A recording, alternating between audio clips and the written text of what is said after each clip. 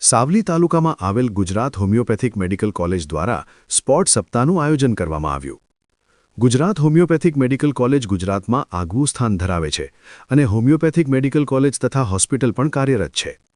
દર વર્ષે Gujarat homeopathic medical college and hospital દ્વારા સ્પોર્ટ સપ્તાહનું આયોજન કરવામાં આવે છે, જેમાં વિવિધ આઉટડોર ઇન્ડોર રમતોનું આયોજન કરવામાં આવે છે.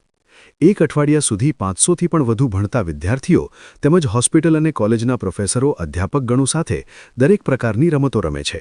વિજેતાઓની નામ આપવામાં આવે છે અને ખેલગીરીપૂર્વક સમાજમાં ઉદાહરણ પૂરું પાડે છે કે રોજિંદા જીવનમાંથી થોડોક સમય કાઢીને કોઈકને કોઈક સ્પોર્ટ સાથે કે રમત સાથે, એ આઉટડોર હોય કે ઇન્ડોર હોય, તો મગજ સ્વસ્થ રહે છે, માનસિક તણાવ રહેતો નથી, સ્વાસ્થ્ય સારું રહે છે, કસરત પણ થઈ જાય છે.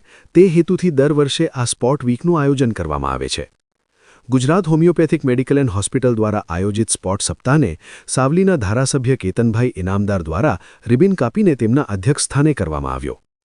ધારાસભ્ય કેતનભાઈ ઇનામદાર દ્વારા રમતનું મહત્વ અને તેનું સ્વાસ્થ્ય સાથે સીધેસીધું જોડાણ કઈ રીતે છે તેને લઈને વિસ્તૃતમાં માહિતી આપી, લોકોને પ્રોત્સાહન પૂરું પાડ્યું અને વિદ્યાર્થીઓને સ્વાસ્થ્ય પ્રત્યે સભાન રહેવું અને રમત કોઈપણ પ્રકારની હોય તેને જીવનમાં એક અલગ પ્રકારનું સ્થાન આપવું અને આપણા રોજિંદા જીવનમાં કોઈકને કોઈક રમત શારીરિક સ્વાસ્થ્ય માટે રમવી જોઈએ તેવી પણ મીઠી ટકોર કરી.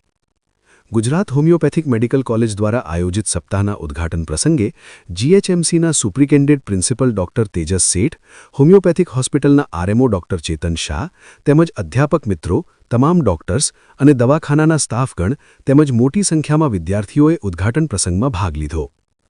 લોકજાગૃતિ અને સામાજિક સેવાને અનુલક્ષીને બ્લડ કેમ્પનું પણ ધ્વનિ બ્લડ બેંક અને હોમિયોપેથિક કોલેજ એન્ડ હોસ્પિટલના સંયુક્ત ઉપક્રમે આયોજન કર્યું, જેમાં મોટી સંખ્યામાં વિદ્યાર્થીઓ અને અધ્યાપકોએ રક્તદાન કર્યું હતું.